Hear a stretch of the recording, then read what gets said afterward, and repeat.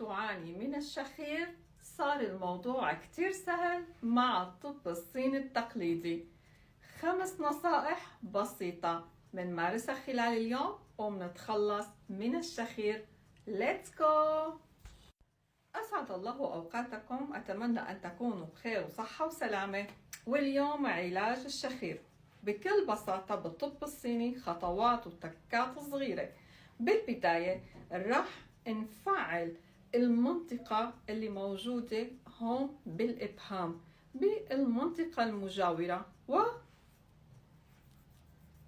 ومنحفهم للمنطقتين ببعض بأي شكل بتختاروا.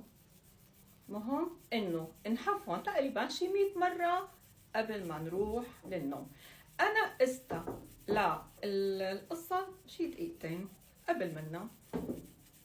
هاي أول تمرين. بأول تمرين استخدمنا هذه المنطقة من اليد. التمرين الثاني رح نعتمد على الإبهام من هذه المنطقة، رح نستخدمه بفرك منطقة الأنف صعودا ونزولا.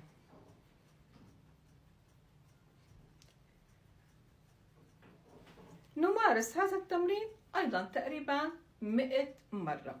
أما النصيحة الثالثة أنه نحاول ما نجهد حالنا بالعمل، نحافظ على الوزن وننام على الجهة اليمنى، وهيك رح نريح الكل من شخيرنا.